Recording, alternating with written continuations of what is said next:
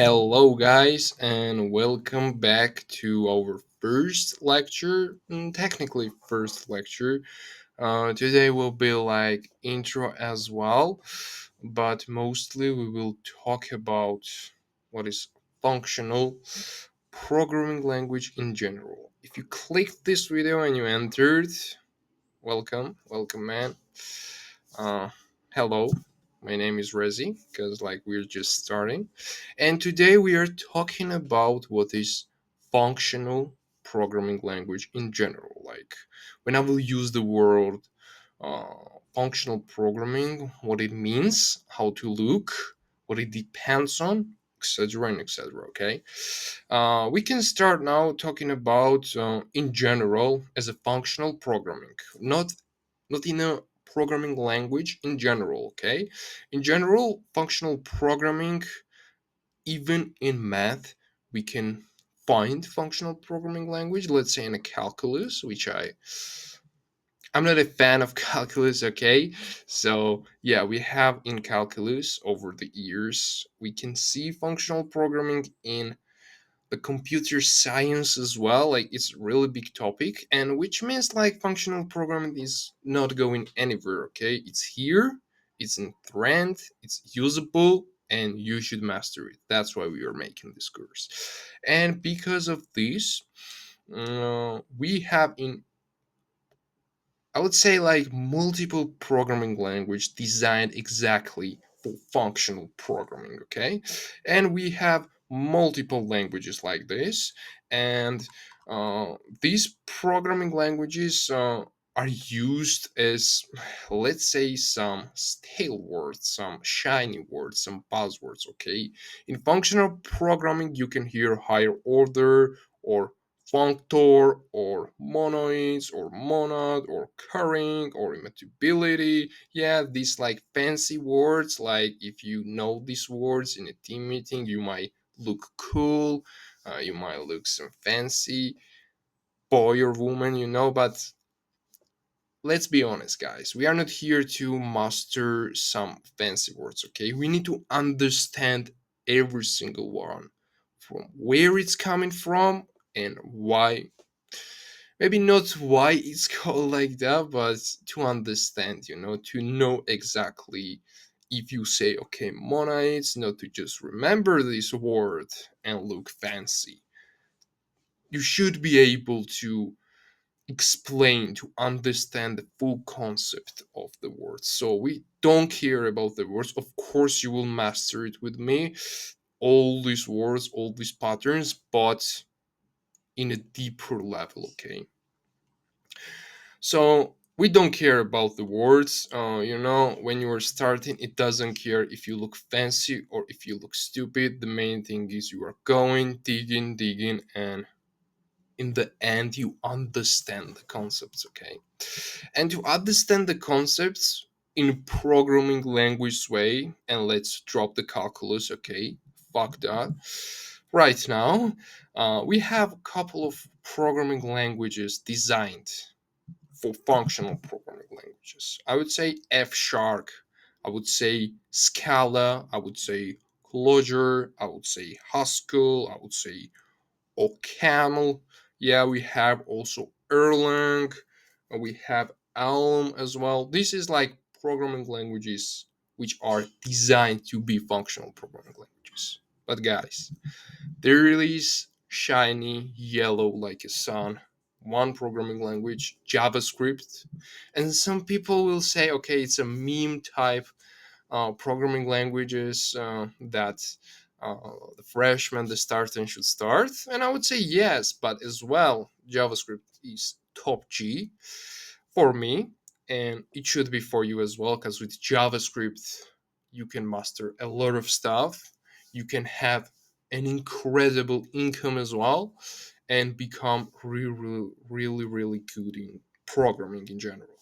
So we are in JavaScript space, we are in a JavaScript planet, and we are just like putting our limits in JavaScript. Okay, so all the concepts we will need for programming languages, JavaScript can handle. It doesn't have so much, but I would say, guys, JavaScript has functions.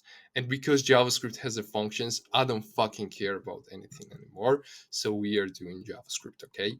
That's our main point and main goal. And programming language as well. Yeah, different programming languages. I would say functional programming, as in general, as I mentioned, it's in a calculus, it's in a computer science. We have different type of programming languages like object oriented, as it's like Python or C sharp or Java. We have as well, as I mentioned already, the languages which is designed for functional programming language. Now, it's not all about functional programming. We have as well the view, the understanding, the thinking how our programs should run, okay? And now I want you to be like really careful and to listen and understand what I'm talking about because it's really fundamental concept which sometimes I met so many junior developers doesn't understand at all what this does, but just like listen carefully.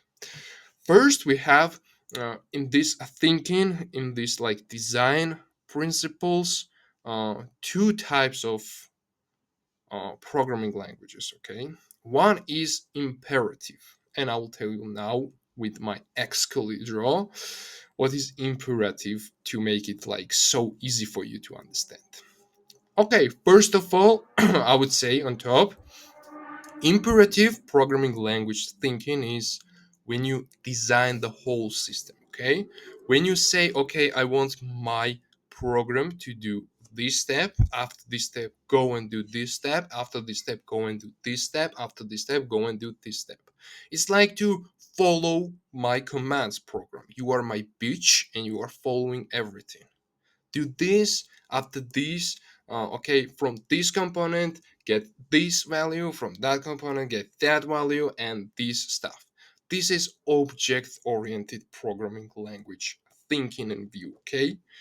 We keep state, I would say, to ourselves. I'm in a full control. Yeah, this is my state, and I'm controlling this as I want, and I'm sending and receiving messages myself. Like I'm texting myself, then going and replying to myself, and then texting and over again. This is imperative thinking of you. Now I will show you an Xcode draw to make it easier as well for you. Let's say this is our guy Bob, okay? We have this Bob, and this Bob doesn't care, okay? Like he listens to us, he acts what we gonna say and stuff like that, okay? This is our Bob. Let me just draw.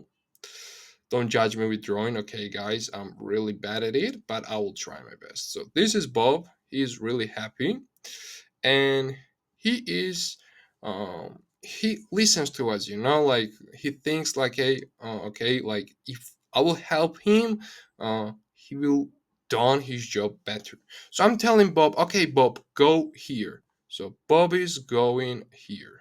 Bob left his arm, but like he took his arm. Okay, I'm telling Bob now, Bob, here is a box I created. So go to this box, take something, and hold it. Okay, now, Bob, just forget about this box, go here. And Bob, here is now like something, I don't know, light coming out from here, like this. And Bob, I want you to close this light. So Bob is going, press to close, and lights are gone. So Bob is following literally every single command how my program is actually gonna work ever, okay? Do this, do that, I don't care. Every single step is created by me. I'm the creator of the program. I decide like how stuff should be done inside the program. So this is imperative. I would say, okay, let's call pattern of thinking in programming. This is like Bob example. This is like my exclusive example. I hope you're gonna like it. Let me know if you like Bob example, and we will keep continue using our Bob guy. Okay, I will call this Bob example. Okay, this is our Bob. Now, on the other hand, yeah, and this like thinking and design is used in object-oriented programming languages. I will say again, Python, Java, C Sharp, etc., etc. Okay, on the other hand, we have declarative programming style. Yeah, as you mentioned, like I'm not I'm not meaning when I'm saying like style, like how there's a syntax, how I'm doing this, how I'm doing that, right? Like I'm not saying that. I'm saying like how you think about your program, like how everything is going in your program. Okay, so we have on the other hand declarative programs, and in declarative program I'm saying what I want. If imperative I'm saying follow my commands, here I'm saying do this what I want. Do it however it can be done, however you want to do this, but in the end give me this result. This is declarative. So I don't care. I don't fucking care at all if my poor program will go and do some madness. All I need and care in declarative programming style is that, okay, you should do this. I don't care how you're gonna do this, but in the end, give me this result.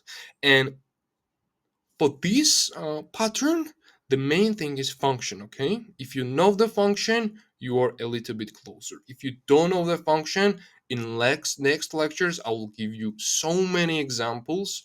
Uh, we will do so many exercises so you will understand. Don't worry. But if you know what is function in general, it's good for you. So this is declarative. Now let's go and call our Bob. Bob is here. And Bob right now doesn't care that much anymore. Okay, let's make Bobby boy. Okay, he's exciting this time. Let's give him legs like this. Okay, now I'm telling Bob, here is a box. Here is a box. And from that box, I want you to give me, let's say, apple. Okay? Variable apple. Apple. Something like this, let's say. And this is in the box. So I'm telling Bob, you should go and give me that apple. But I'm not telling Bob like how Bob is gonna go there, how Bob is gonna put his hand there, take that apple and give me, right? I'm not telling him. So right now I'm telling in the declarative style, Bob, give me apple. Bob himself maybe okay, let me just so Bob himself right now is going. Maybe he will dance, maybe he will disappear, then come back, but in the end, he will end up here, put his hand from here, from here, from here. I don't care. He might put his leg, right? And take out apple for me. And that's the declarative style, right? Bob gave me apple, Bob gave me result, the output, right? I gave him input and Bob gave me output. But in between what Bob was doing, I have no idea. And even more, guys, I don't fucking care. So, yeah, that's the two main pointers I would say to understand what is object-oriented programming language, what is functional programming language. Okay, so object-oriented, one more time, is imperative. Functional programming language style is declarative. Now you know like what is the difference, and in general, right, like what is functional programming language.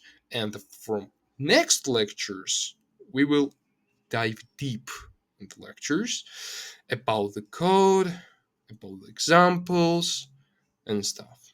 And the main thing, don't forget guys, our next topic is fucking functional, pure functions. And you know what? Pure functions is pure. It's that pure. You should subscribe. You should subscribe and also like this video if you wanna see lectures like this. If you want to continue, and join the Discord server.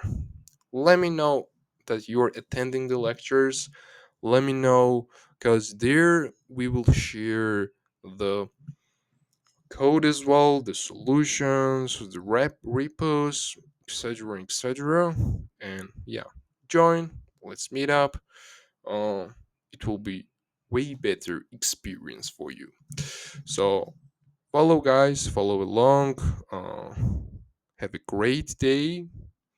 Uh, I don't know what to say. Just like this video, okay? And see you in the next one. Bye, guys.